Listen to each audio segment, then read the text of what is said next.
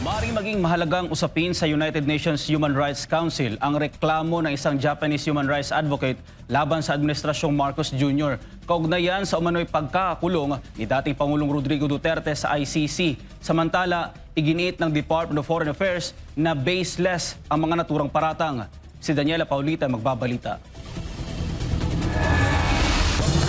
Ayon sa isang international law expert, posibleng aksyonan ng United Nations Human Rights Council ang inihain ng isang international non-government organization na nag-aakusa sa administrasyon ni Pangulong Bongbong Marcos Jr. na ginamit umano ang International Criminal Court bilang instrumento ng political warfare laban kay dating Pangulong Rodrigo Duterte. Ayon kay international law expert Dr. Melissa Loja, nakadepende sa mga ebidensyang isinumite kung mapapatunayang ginamit lamang ang ICC bilang political weapon o lehitimong proseso sa aligasyon ng crimes against humanity. Kung may substance, magkakaroon sila ng report, magkakaroon sila ng action.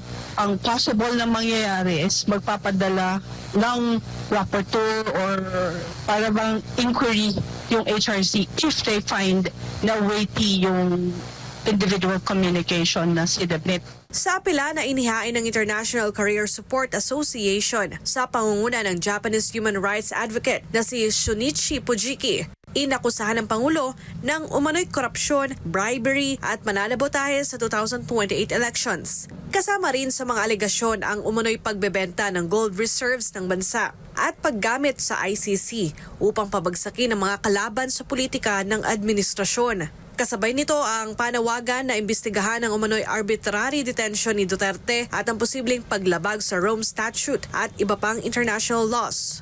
Ayon pa kay Dr. Loja, maaaring magsilbing testing ground ang kaso para sa Human Rights Council sa paghawak ng mga ganitong uri ng reklamo. In this situation sa Philippines ngayon, unique in the sense na ang government mismo ang gumagamit ng ICC as a political tool and ang nagrereklamo yung marginalized or opposition group. So, this would be an interesting interplay sa HRC because for one thing, hindi sila pwedeng mag-interfere sa politics, sa national politics ng kahit anong bansa. Ngunit ayon sa Department of Foreign Affairs o DFA, walang basehan ng mga paratang na isinumite ng International Career Support Association sa United Nations. Umaasa rin ng DFA na walang magiging aksyon ng Human Rights Council sa naturang reklamo.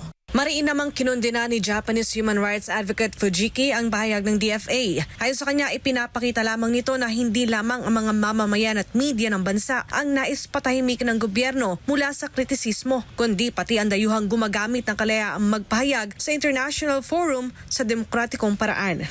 Para sa Diyos at sa Pilipinas, kumahal, Daniela Paulita, SMNI News. Kinumpirma ng International Criminal Court Registry na isinilalim sa cell monitoring si dating Pangulong Rodrigo Duterte para sa kanyang kaligtasan at kalusugan. Dahil sa kanyang edad at mga chronic physical ailments, itinuturing umanong siyang high risk kaya't isinailalim